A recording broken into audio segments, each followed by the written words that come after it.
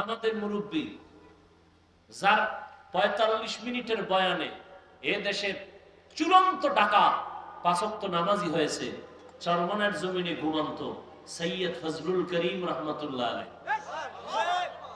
জীবনভর দেখছি আর শিখছি। কি দেখছি? বয়ানের স্টাইজে জাহান্নামের বয়ান, মনে হয় সে দুনিয়াতে নাই। কবরের আযাবের বয়ান, কত বড় নিকৃষ্ট অন্তরওয়ালা। আমরা খালি কবরের ওয়াজ করি কেন?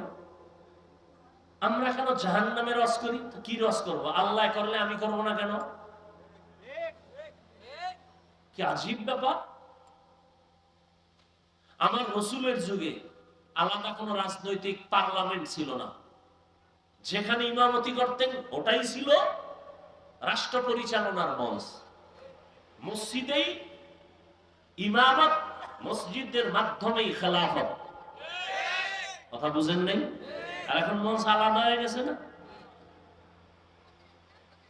আজকে যদি বলি আমি আজকে এখানে রাজনৈতিক বয়ান করব, চরমনের হুজুর আসবে, অমুক আসবে, তাহলে এখানে সবাইকে আসবে? বলেন, সত্য কথাটা বলেন, আসবে? সহজ কথাটা কেন বুঝেন না?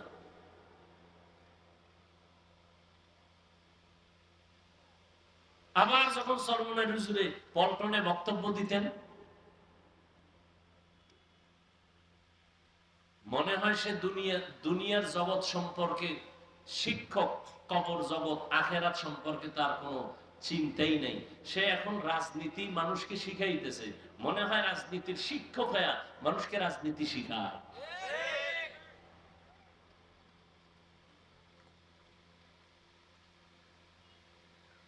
থানায় আসামি ধরিয়া নিয়ে পুলিশে পিটাচ্ছে, কোনো কাম দেয় না, হুদা চিৎকার দেয়, চোখে পানি নেই।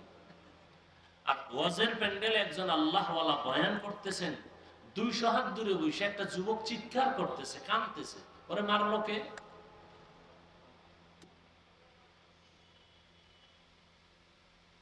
লা ইকরাহা ফিদ্দীন, ধর্ম নিয়ে কোনো জোর জবরদস্তি করা জায়েজ নেই। কানে ধরে কাউকে রোজা রাখানো যাবে না, রাখাইলে সওয়াব হবে না। তাহলে এই লোকগুলোর কি করা যায়? আল্লাহ কয় এদের ওয়াজ করো, ওয়াজ। কেমনে ওয়াজ করবা? কয় মাঝে মাঝে কিয়ামতের ঘটনা কও, জাহান্নামের ভয় দেখাও, জান্নাতের সুসংবাদ, নেক আমল করলেই শান্তি। মাঝে মাঝে কিসসা কাহিনী কও। কি কও? মা কিসসা কাহিনী কও। ওরা কিসসা কাহিনীর পৃথিবীর শ্রেষ্ঠ কিতাব কোরআন শরীফ, হাদিস শরীফ কিসসা কাহিনীর শ্রেষ্ঠ কিতাব। ওই মূর্খরা জানে না কোরআন শরীফে হাতির কিসসা নাই? এই পণ্ডিত সাহেবেরা বলেন না কেন? কোরআন শরীফে সাপের কিসসা নাই? কোরআন শরীফে গরুর কিসসা দিয়েই তো সূরা বাকারা শুরু। কিসসা কাহিনী কয়। কিসসার গাইড বুক শ্রেষ্ঠ কিতাব কোরআন শরীফ, কিসসা কাহিনীর শ্রেষ্ঠ কিতাব হাদিস শরীফ। পিপিলিকার কিসসা নাই কোরআনে? হাতির কিসসা নাই? বাঘের কিসসা নাই? কি আজীব কথা। মশা মাছির কিসসা আছে না নাই? স্পষ্ট। সূরা আনকাবুত, সূরা নামল পিপিলিকার সূরা, সূরা ফিল হাতির সূরা। এই সব ভেজালের মূল। আমি তো মাঝে মাঝে কই যেন জলে এক দলে। আমি যে বলি বেঈমান নিয়ে টেনশন নাই, টেনশন হলো ইসলামের ব্যানারওয়ালা মুনাফিক নিয়ে। ভেজাইলে হইলো মুনাফিকেরা। চাপাবাজি করে আমরা ইসলাম চাই, তোমার দাড়ি নেই কেন? ইসলাম চাই, মাথায় টুপি নেই কেন? ইসলাম চাই, মদিনার পোশাক নাই কেন? চাপাবাজি করে আমরা ইসলাম চাই। ইসলাম চায় না, ইসলামের নাম ব্যবহার করে ক্ষমতার চেয়ার চায়।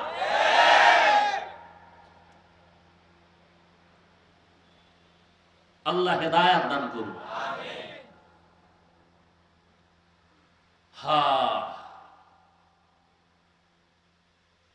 আজকে সারা দেশের মধ্যে হাজারো লাখো মানুষ দ্বীনের পথে তাবলীগের কারণে।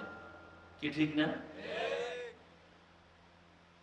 রহমতের নবী, কত নরম প্রকৃতির নবী, রহমাতুল লিল আল্লাহ কয় ওয়াল আসরি ইন্নাল ইনসানা লাফি খুসর।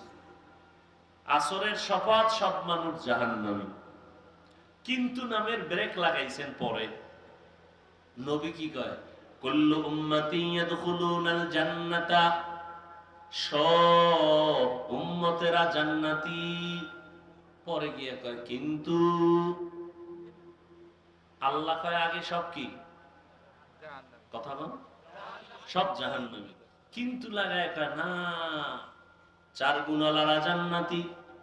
আর নবী আগেই কয় সব জান্নাতি। রহমতের নবীর রহমতের আওয়াজ, কিন্তু যারা আমি মুহাম্মদের মানে না তারা না। যারা মুহাম্মদের মানে না তারা না। সাহাবায়ে কেরাম কয় ইয়া রাসূলুল্লাহ আপনারা মানে না কারা? আবার ওদিক গেলে আরেক ঝামেলা। হ্যাঁ,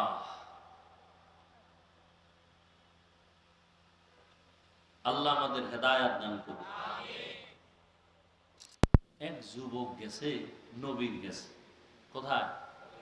এই কথাটা সেদিন এক জায়গায় মনে হয় বলছিলাম। নবীজির কাছে গিয়া ইয়া রাসূলুল্লাহ একটা পাপের অনুমতির জন্য হইছে। কিসের? বুঝেননি আমার কথা? বুঝেন কিসের অনুমতি? আচ্ছা চিন্তা করেন তো, দোজাহানের সরদার, তার কাছে সাহাবায়ে কেরাম বসা, কষ্টি পাথর সব। এই যুবক গিয়ে আমি একটা পাপ করব, অনুমতি চাই। কি পাপ? জিনা করব। কি করবে? আচ্ছা আমার দ্বারা যদি এরকম কেউ ওই রাস্তায় একজনে ধরছে, কই যাও? হুজুরের দ্বারা। কেন? এই পাপের জন্য অনুমতি। কি পিডাটা তো হয়নি, শুরু হয়ে যাবে। তোরা এখানে অনুমতি দিয়ে দিই। স্বয়ং রসুলের কাছে হাজির হয়ে গেছে। সাহাবায়ে কেরাম ভেতরে রাগ থাকলেও চুপ, কারণ রহমতের নবী এখানে হাজির। দেখেন সব সাহাবায়ে কেরাম ভেতরে আগুন, রহমতের নবী চুপচাপ কাছে টানছে, আসো আরো কাছে আসো। নবী এসে এবার কাছে, মাথায় হাত দিয়া, গলায় হাত দিয়া, একটা মোহাব্বতের আলিঙ্গন দিয়ে এবার কয় তুমি জিনা করবা? কহ কার সাথে? তোমার বোনের সাথে? সি সি সি সি নবী কি বলে, কেউ করে? ও তাহলে তোমার আম্মুর সাথে? নাউযুবিল্লাহ। নবীজি কি বলে? আচ্ছা আচ্ছা করবা না? না কখনো। ও তা তোমার চাচি? বলে না নবী তার চাচির সাথে। তোমার ফুফি? তোমার খালা? এভাবে নবী কয়েকজনের নাম টাম কইয়া এবার তুই ক আল্লাহ করবি কোন একটা মেয়ের সাথে? বলে হ্যাঁ। সেই মেয়েটাও তো কারো না কারো বোন, কারো না কারো মাও হতে পারে। রহমতের নবীর নরম কথা ভিতরে ঢুকে গেছে। যুবক ইয়া রাসূলুল্লাহ মাফ করে দেন, তওবা করায় দেন, জিন্দেগিতে আর এই গুনার কাছেও যাব না।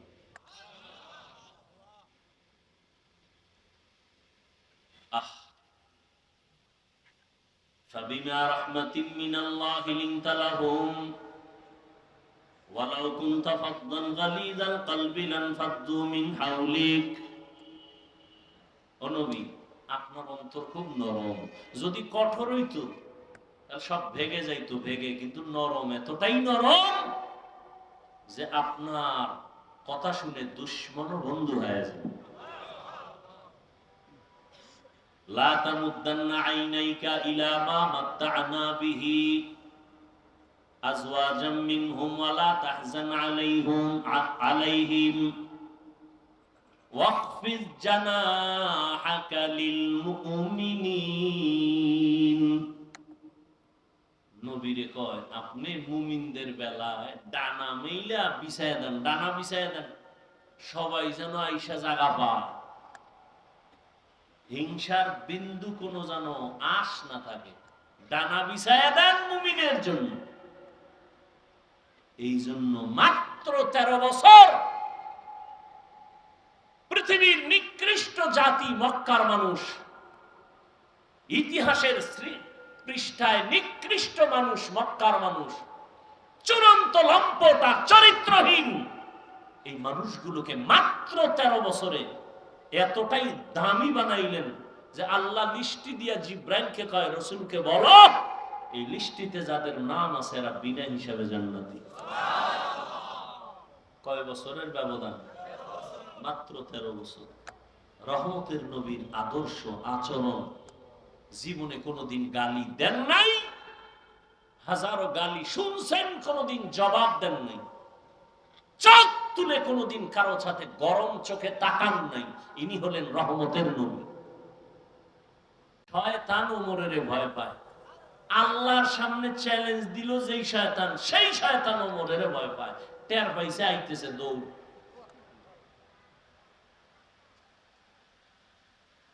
নবী কি কয়? শয়তান আমারও ধোকা দেয় না, আমার দ্বারা আমি কালেমা পড়ায় ফেলাইছি।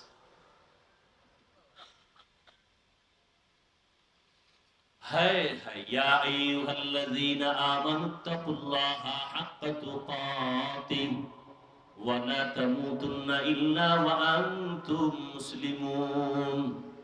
আমি মাঝে মাঝে মিডিয়া এক সময় পুরো বন্ধ করে দিছি, আবার এই এক সপ্তাহ ধরে ভাবতেছি আবার সব বন্ধ করে দেবো কিনা, চিন্তায় আছি, বড় টেনশনে আছি। আমার এটি দরকার না, ওরা যদি একটু কইরা উন্নতের ফায়দা হয়তো করবে, তো ওদের করতে গিয়ে যদি আলেমদের বদনাম হয় তাহলে এই সুযোগটা আমরা হুঁশ থাকতে দিতে পারি না। আলেমের সম্মান যাতে ঠিক থাকে সেই ক্ষেত্রে ওই কন্টেন্ট বানাইয়া কোনো বক্তব্য পেশ করা, জাতির সামনে বয়ান করি 1 ঘন্টা 1.5 ঘন্টা, পুরাটা না চাইরা 5 মিনিট, এগুলোর দ্বারা আলেমদের এ পর্যন্ত বেশি ভালো হয় না, ক্ষতি ছাড়া। এগুলো যদি দেখি আবার ওরা শুরু করে তাই আমি বন্ধ করে দেব, দরকার নেই। সম্মান দেওয়ার মালিক কে? ইজ্জতের মালিক কে?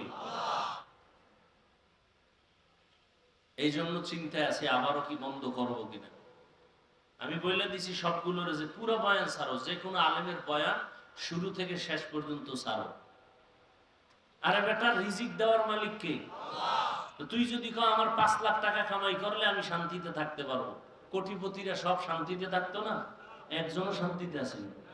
শান্তি তো আল্লাহর হাতে, টাকার হাতে না। টাকার হাতে হইলে তো আমাদের যারা হুজুরেরা 5-10 হাজার টাকায় কাজ করে মাদ্রাসায়, এরা তো সব না খায় পড়তো। মূল শান্তি তো আল্লাহর কাছে। আল্লাহ শান্তি দিলে 5 টাকায়ও দিতে পারেন, আর শান্তি না থাকলে কোটি টাকায়ও থাকে না। এই জিনিসটা অন্তরে ঢুকাও। বয়ান শুনো না, বয়ে বয়ে আলেমদের বয়ান শুনো, নিজেও বয়ান শুনো, তওবা করো। খানা যে নিজের মধ্যে দাও, টাকাটা নিয়ে নিজের পেটে ঢুকাও, মাইয়া বলারে খাওয়াবা, মায়েরে খাওয়াবা, হালাল করে খাওয়াও। কোন আলেমের বরদোয়া নিও না, খবরদার। বরদোয়া মোনাজাত দিয়ে করা লাগে না, দিল থেকে বরদোয়া চলে আসে। আর মানুষের বরদোয়া বড় মারাত্মক।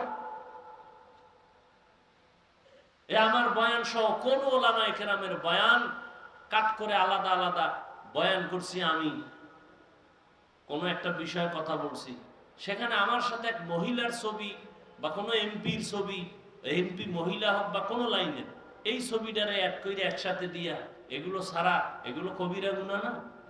এটা সওয়াব না গুনাহ? কেন করো তোমরা এই গুনার কাজ? দেখো, হালাল পটটাকে তোমাদের চালাকির কারণে হারাম হয়ে যাইতেছে।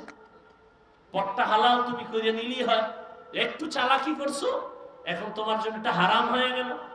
আর এই হারাম টাকা তোমার মাইয়া বলারে খাওয়াও, তোমার লজ্জা করে না? মানুষের কি বয়ান করো?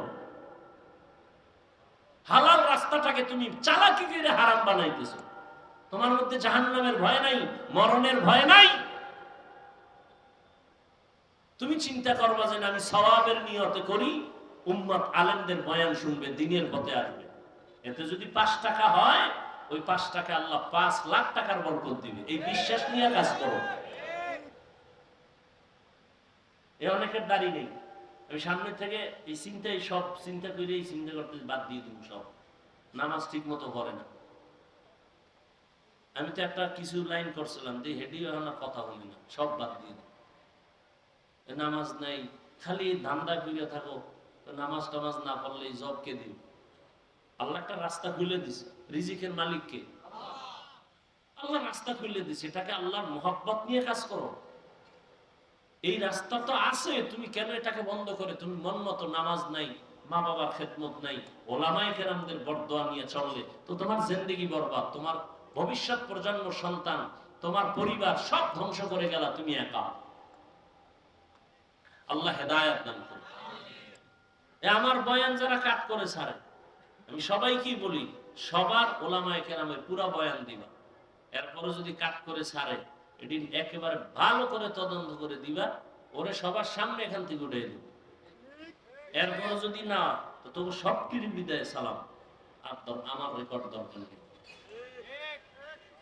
এমনি ভয় লাগতেছে, বাংলাদেশে ওয়াজমজ থাকবে না, ওই বিদেশে গেলে এরকম এই ছোট্ট হল রুমে তাও মাই ওই বক্স দিয়ে ওয়াজ করা। আমগো কারণে, এই ফাইজলামির কারণে, চালাকির কারণে এই ওয়াজ বন্ধ হয়ে যায়। এজন্য সরকার দায়ী না, বেঈমান দায়ী না, মুনাফিকেরা দায়ী, মুনাফিক দায়ী।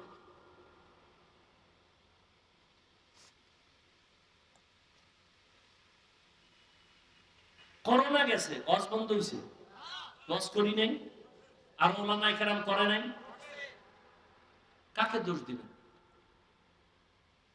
আমি এনে ওয়াজ করবো, মানুষ দিনের কথা শুনবে, আমি উঠাই উল্টা পাল্টা শুরু করলাম। কোন নায়িকা কি করছে, কোন নায়ক কি করছে, এটা এখানে বলার জিনিস নেই। মানুষের কাছে মোবাইল আছে, কি হইতেছে না হইতেছে মানুষ দেখতেছে না। আমি বক্তা, মানুষ আসছে একটা ভক্তি নিয়ে। সেদিন এক জায়গায় গেছি, হুজুর অমুক বক্তা দাওয়াত দিয়ে আমগে এলাকায় নিষেধ। কে? ওর বয়ান তো খারাপ না। কয় না, পাবলিক তো বড় কঠিন। কি হয়েছে? কয় স্টেজে ওঠার আগে গেছে বাথরুমে, তো অজু না করে ওয়াজ শুরু করছে। যারা একটু মোটামুটি নামাজি এরা কইছে জীবনে আর অজু নয়। সাধারণ মানুষ কতটা ভক্তি করে আলেমকে, পজিটিভ নেন নেগেটিভ নেন কেন, সাধারণ মানুষ আমাদেরকে কতটা মহব্বত করে। এই মহব্বতটা কি টাকা দিয়ে হয়? আল্লাহ অন্তরে ঢুকাই দিয়েছেন কোরআনের বরকতে। উঠা নায়িকা কি করছে, অমুকে কি করছে।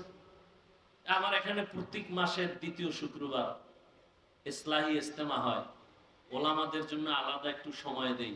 এই বিষয়গুলো আমি বলি, বয়ানকে আরো সংযোজন করা দরকার, সংযত হওয়া দরকার, মার্জিত ভাষায়। এখন আর কোনো গোয়েন্দা টোয়েন্দা লাগে না।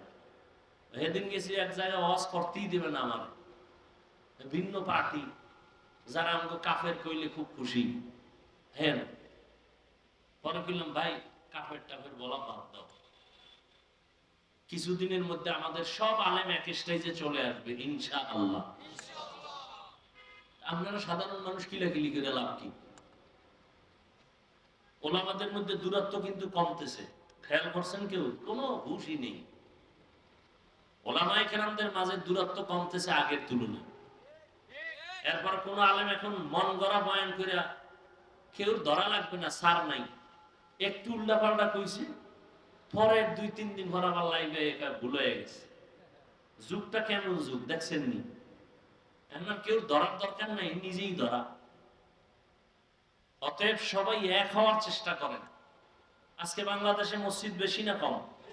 মাদ্রাসা, তাবলীগ, আলেম ওলামা, ছাত্র, পীর মুরিদি বেশি। হাতে গোনা মাত্র কয়েকটা নাস্তিক। এরপর আমরা দুর্বল কেন? বিষয় কি? একমাত্র কারণ আমাদের ভেতরে একতাবদ্ধতা নাই। সাববেজির লড়াই চলে আমাদের অন্তরের ভেতরে। আল্লাহ লড়াইয়ের থেকে, হিংস্র আক্রমণ থেকে আল্লাহ আমাকে হেফাজত করেন, ওটা উলামায়ে কেরামদেরকে হেফাজত করেন। এক মঞ্চে, এক মনে, এক ধ্যানে, ইখলাসের সাথে দ্বীনের কাজ করার সবাইকে তৌফিক আল্লাহ দান করেন। ফেসবুক লে সারাদিন, আরে আলেম আলেমের কিছু বলবে সেটা ভিন্ন কথা। তুমি ক্লাস 8-এ পড়ো, না হয় মাদ্রাসায় তুমি কাফিয়া পড়ো, না হয় শারহে বেকায়া পড়ো, তোমার এইরকম দুঃসাহস কেমনে হলো যার একজন আলেমের বিরুদ্ধে ফেসবুকে লেখো? মা বাবার অভিশপ্ত সন্তান ছাড়া আলেমের বিরুদ্ধে ফেসবুকে লিখতে পারে না। মা বাবার অভিশপ্ত সন্তান, ওর উপরে মা বাবার বর্তয়া, মা বাবার অভিশাপ, এমন সন্তানেরাই আলেমদের বিরুদ্ধে লিখতে পারে, এছাড়া কেউ পারে না।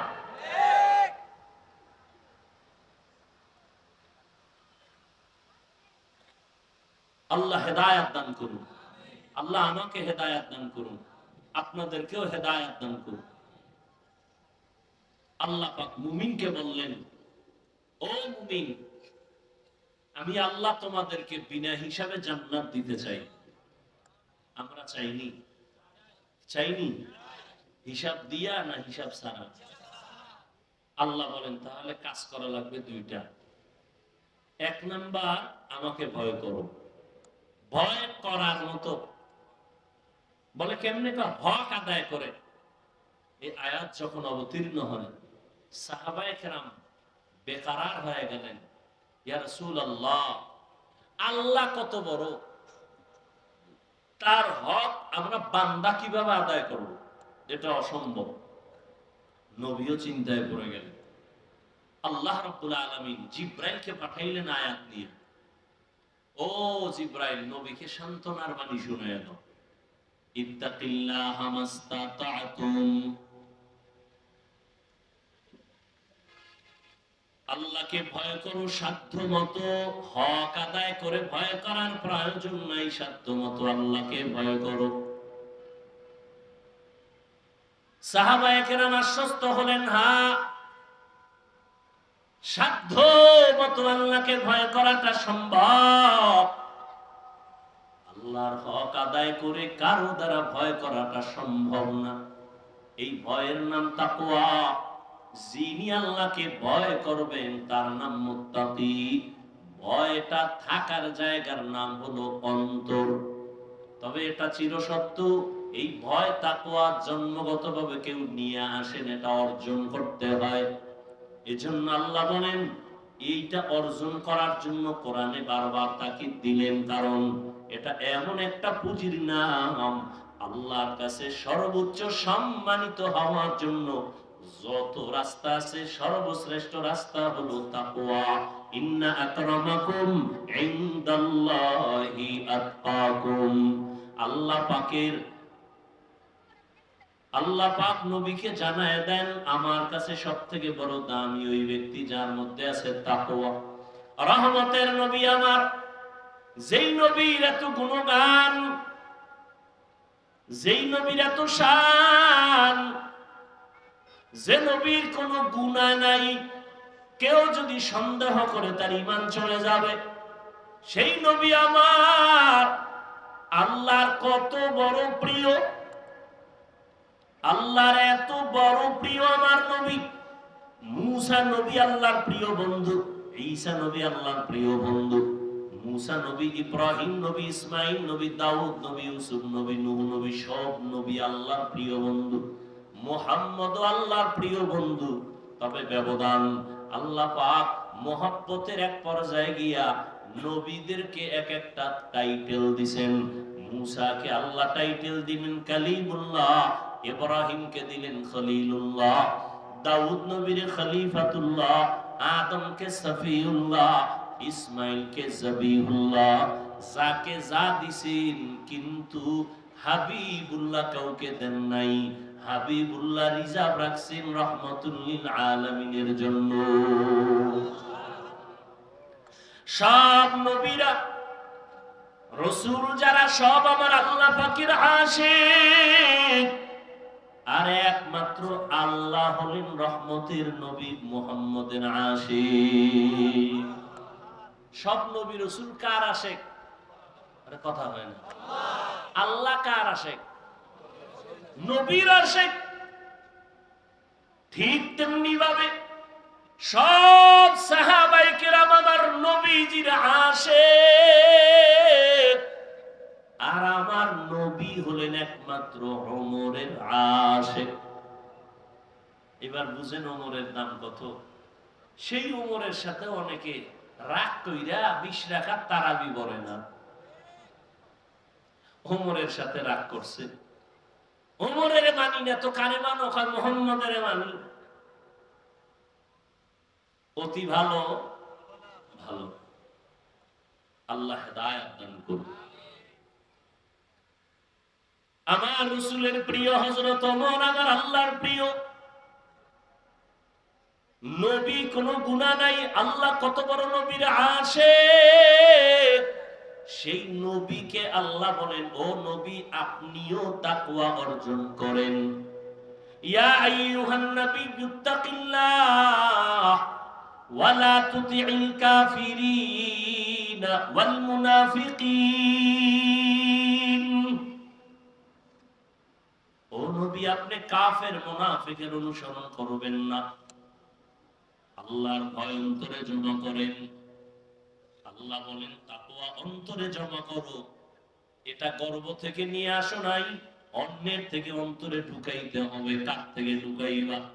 তাকওয়া অন্তরে ঢুকানোর ঠিকানা দুইটা, এক হলো রমজানের রোজা, আর একটা হলো খাঁটি আল্লাহর বান্দা যারা মুত্তাকি, তাদের কলব হলো তাকওয়ার গোডাউন। রমজানের রোজার মাধ্যমে অন্তরে তাকওয়া অর্জন করো। খাঁটি আল্লাহ ওয়ালাদের সোহবত আর নেক নজরের দ্বারা অন্তরে তাকওয়া ঢুকাও। যতদিন পর্যন্ত অন্তরে আল্লাহর ভয় না আসবে, ততদিন পর্যন্ত আমি হাফিজুর রহমান কেন, মক্কা মদিনার ইমাম কেন, আমার আল্লাহর নবীও যদি বয়ান করে কপালে কালেমা জুটে না। জাহান্নামের ভয় অন্তরে নাই, এজন্য নবীর মতো ব্যক্তির বয়ান শুনিয়া আবু জাহাল কালেমা পড়ে না। আর যখন জাহান্নামের ভয় অন্তরে ঢুকলো, তখন ওমরের মতো বান্দা নবীকে জবাই করতে গিয়াও কালেমা পড়ে ফেলে। আল্লাহর ভয় অন্তরে জমা করার মানে জাহান্নামের আযাবের ভয়। আল্লাহর ভয় অন্তরে জমা করো। আল্লাহ ওয়ালাদের নেক নজর। লিকুল্লি শাইইন মা'দিনুন মা'দিনুত তাকওয়া কুলুবুল আরিফিন। প্রত্যেকটা ভালো জিনিসের একটা গোডাউন আছে, তাকওয়া অর্জন করার গোডাউন হলো আল্লাহ ওয়ালা যারা ওলিয়া উলিয়া আহলুল্লাহ উলামায়ে আহলে হক যারা, এদের অন্তর হলো তাকওয়ার গোডাউন। দ্বিতীয় কথা আল্লাহ বলেন ওয়ালা তামুতুন্না ইল্লা ওয়া আনতুম মুসলিমুন। মুসলমান না হইয়া তোমরা কবরে আসবা না। কথাটা বেঈমানকে বললে হইতো, এই বেঈমানেরা মুসলমান হইয়া মরবি, কিন্তু কথাটা বলছেন মুমিনেরে, ও মুমিনেরা মুসলমান হইয়া কবরে আসো। মুমিন তো মুসলমান, এখানে আমরা সবাই যেমন মুমিন তেমনই তো মুসলমান, কিন্তু আল্লাহ আলাদা করে কেন বললেন ও মুমিন মুসলমান হইয়া কবরে আসো? আসলে মুমিন হওয়া, মুসলমান হওয়াটা বড় কঠিন। আল্লাহ পাক রব্বুল আলামিন বলেন আমি চাই তোমাকে বিনা হিসাবে জান্নাত দিব, আর বিনা হিসাবে যদি জান্নাত পেতে হয় মুসলমান হইয়া কবরে আসতে হবে। মুসলমান কাকে বলে? বলে যেই ব্যক্তি বিনয়ের সাথে আল্লাহর আনুগত্য করে তাকে বলে মুসলিম। বহু বচন মুসলমান, আনুগত্য করার নাম হলো ইসলাম। বিনয়ের সাথে আনুগত্য করবে, অর্থাৎ ওই বান্দার আমলনামায় কোনো গুনাহ থাকবে না। পবিত্র অন্তর যার থাকবে সে বিনা হিসাবে জান্নাতি। বলে পবিত্র অন্তর কেমনে তৈরি করবা? তো গুনাহ তো জীবনে হয়ে গেল, আসছিলাম দুনিয়াতে বড় পবিত্র। আল্লাহর নবী বলেন সব সন্তানেরা পবিত্র আত্মা নিয়ে জমিনে আসে। এই সন্তান আস্তে আস্তে গুনার কারণে তার আত্মা অপবিত্র হয়। গুনার কারণে হাত না পাক, গুনার কারণে জবানটা না পাক, গুনার কারণে চোখ না পাক, গুনার কারণে আমার অন্তর না পাক। এই গুনাহ থেকে বাঁচিয়া বান্দা অন্তরকে পরিশুদ্ধ করো। সামনের জীবনে আরো গুনাহ হতে পারে, সেখান থেকেও বাঁচো। পেছনে যা হয়েই গেল, এখান থেকে বাঁচার একমাত্র ব্যবস্থা হলো তওবা, ইস্তেগফার। ইস্তেগফার করলে আল্লাহর নবী বলেন তার আমলনামায় গুনাহ থাকতে পারে না। ইস্তেগফার ও তওবা করো, সামনের জীবনে যেন কোনো গুনাহ না হয়। সেই ক্ষেত্রে তোমার অন্তরে লাগবে আল্লাহর ভয়, তাকওয়া। তাকওয়া যদি অন্তরে জমা করতে পারো তাহলে তুমি গুনাহ থেকে বাঁচবা। তাকওয়া জমা করার জন্য লাগবে খাঁটি আল্লাহওয়ালাদের নেক নজর। বলে কতক্ষণ? বলে গুনাহ থেকে মুক্ত হতে পারবা না যতক্ষণ। এজন্য আল্লাহওয়ালাদের নেক নজর লাগলেই বান্দার পরিবর্তন শুরু হয়ে যায়। কারণ আল্লাহ তাদের স্পেশাল পাওয়ার দান করেন, যেই পাওয়ারটা সাধারণ মানুষকে আল্লাহ দান করেন না। এই জন্য উলামায়ে কেরামের সোহবতে, খাঁটি আল্লাহওয়ালাদের সোহবতে গিয়া দেখা যায় কত বেনামাজি নামাজি, কত বেপরদাওয়ালা পর্দা করে, জীবনে আল্লাহকে চিনত না, এখন আল্লাহকে চিনে। নামাজ পড়ে, আজানটা হলেই মসজিদে দৌড়ায় যায়। আল্লাহর কোরআন তেলাওয়াতের জন্য বান্দা পাগল, নিজেও তেলাওয়াত করে, সন্তানটাকেও তেলাওয়াত করার জন্য প্রচেষ্টা চালায়, নিজেও পর্দা করে, স্ত্রীকেও পর্দায় রাখার জন্য পাগল হয়ে যায়, একমাত্র উলামায়ে আহলে হকের সোহবতের কারণেই। আল্লাহ এজন্য অন্য আয়াতে বলেন, ইয়া আইয়ুহাল্লাযীনা আমানুত্তাকুল্লাহ ওয়া কুনু মা'আস সাদিকিন।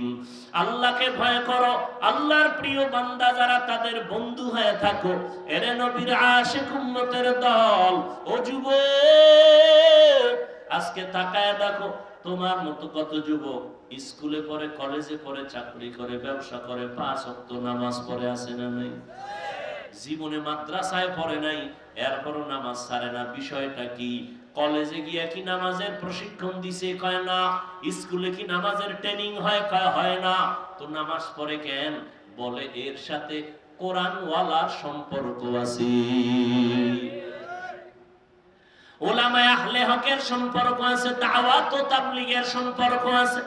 এই জন্য ছেলেটা কলেজে পড়িয়াও নামাজ ছাড়ে না, স্কুলে পড়িয়াও নামাজ ছাড়ে না। ও যুবক, মনটাকে বুঝাও। ড্রাইভারি করে, রাস্তায় গাড়ি চালায়, যুবক আজান হলে নামাজে দাঁড়ায় যায়। নিজের একটু বুঝাও, তুমি কেন পারবা না?